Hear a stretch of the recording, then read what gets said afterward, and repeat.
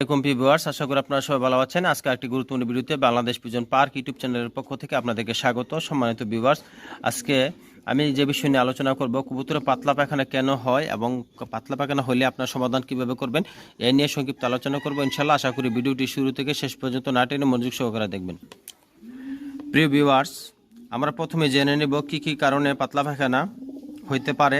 যেমন বাচ্চাওয়ালা কবুতর যদি থাকে, বাচ্চাওয়ালা কবুতর খাবার খায় যে পরিমাণ, তার চেয়ে বেশি পরিমাণ পানি খায়।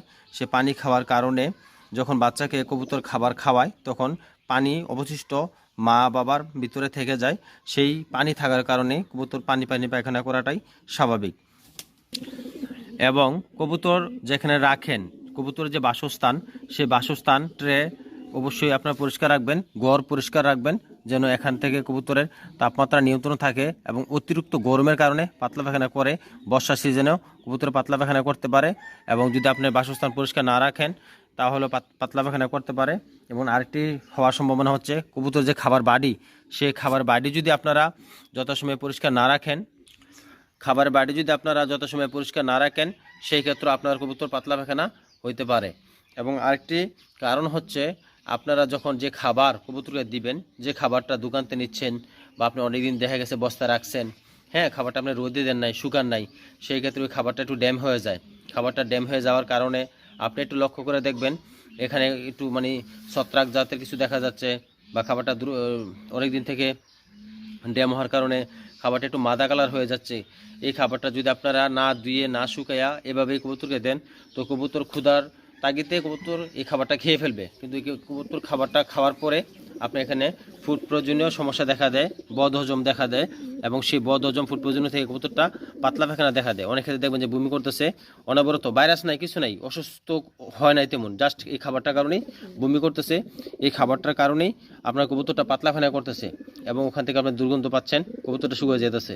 তো সেই ক্ষেত্রে আপনারা একটু খেয়াল রাখবেন, আপনি যেই খাবারটা কবুতরকে দিবেন, যেই খাবারটা অবশ্যই যেন চেক করে দিবেন যে খাবারটা এই পোকামাকড় আছে কিনা, খাবারটা যতটুকু শুকনো থাকা দরকার এই পরিমাণ শুকনো আছে কিনা, বা ছত্রাক আছে কিনা, পাঙ্গাস যে সমস্যাগুলো দেখা দেয় খাবার থেকে, এই সমস্যাগুলো আছে কিনা একটু খেয়াল রাখবেন। যদি এই সমস্যাগুলো থাকে, যদি মনে হয় যে আপনার খাবারটা ধুইতে হবে, অবশ্যই ধুয়ে নেবেন। যদি মনে হয় ধুয়ে শুকাইয়া 2-3 দিন রৌদ্র দিয়ে তারপরে খাওয়ান, সমস্যা নেই।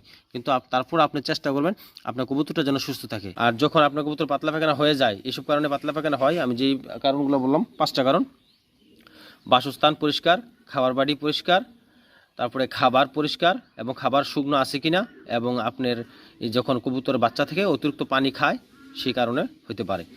এবং আরেকটি কারণ হচ্ছে, যখন কবুতর ভাইরাসে আক্রান্ত হয়, রানীক্ষেত ভাইরাস অথবা গামরু ভাইরাস, এই 2টা ভাইরাস যদি কবুতর আক্রান্ত হয়, সেই ক্ষেত্রে আপনি একই অবস্থা দেখবেন, সবুজ চুনা পায়খানা করতেছে, কিন্তু পাতলা পায়খানা এটা থাকবেই।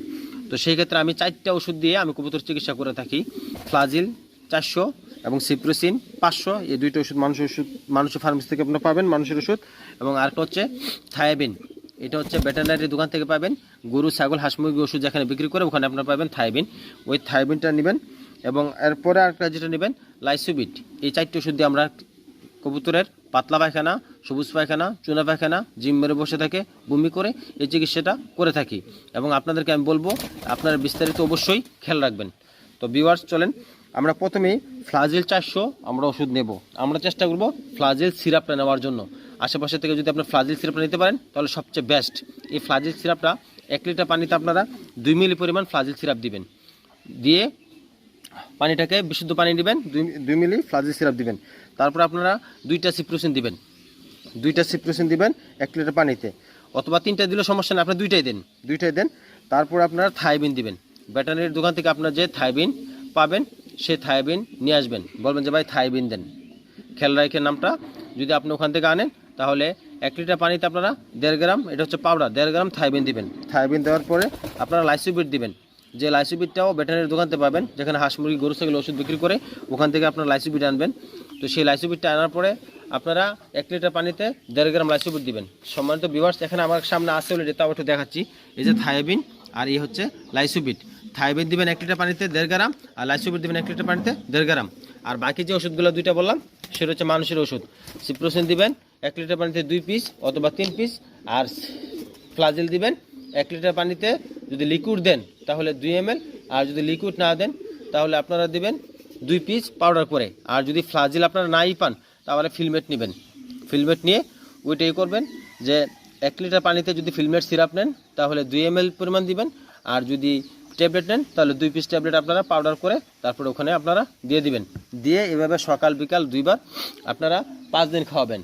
একটা কথা খেয়াল রাখবেন সম্মানিত ভিউয়ার্স, আপনি 1 দিন খাওয়াচ্ছেন, 2 দিন খাওয়াচ্ছেন, 3 দিন খাওয়াচ্ছেন, দেখা গেছে আপনার কবুতর সুস্থ হয় নাই, কিন্তু বিশ্বাস রাখেন আপনার যেদিন 5 দিন হবে সেদিন আপনার কবুতর ঠিক হয়ে যাবে। আর দেখা গেছে আবার 1 দিন 2 দিন 3 দিন খাওয়ালেন, কবুতর সুস্থ হয়ে গেছে, আপনার কাছে মনে হয়েছে আপনি খানা বন্ধ করে দিয়েছেন, আপনি পরে দেখবেন যে আবার অসুস্থ হয়ে গেছে। তো যেহেতু সিপ্রোসিন এখানে আছে, এটা একটা অ্যান্টিবায়োটিক, আর অ্যান্টিবায়োটিক কোর্স হচ্ছে সর্বনিম্ন 5 দিন। ঠিক আছে, অবশ্যই আপনারা যদি ভালো লাগুক না লাগুক কবুতরটা সুস্থ করার জন্য হলেও আপনারা 5 দিন এই অ্যান্টিবায়োটিক কোর্সটা করাবেন। সকালে একবার দিবেন, বিকেলে একবার দিবেন। সকালে যে পানিটা দিবেন 2 ঘন্টা পরে পানিটা ফেলে দিবেন, এই পানিটা আবার বিকেলে দিবেন না। আর বিকেলে যে পানিটা দিবেন ওইটা কবুতরটা খাওয়ার 2 ঘন্টা পরে পানিটা ফেলে দিবেন। ঠিক আছে ভিউয়ার্স, আশা করি আপনারা এখান থেকে উপকৃত হবেন। আর আমার ভিডিওটি যেই দেখেন, যেখানে দেখেন, যে অবস্থায় দেখেন, একটু লাইক করবেন প্লিজ। লাইক করলে আমার ভিডিওটা রান করবে, সেটি আপনাদের কাছে আমার দোয়া ও শুভকামনা রইল। জাযাকাল্লাহ খায়ের।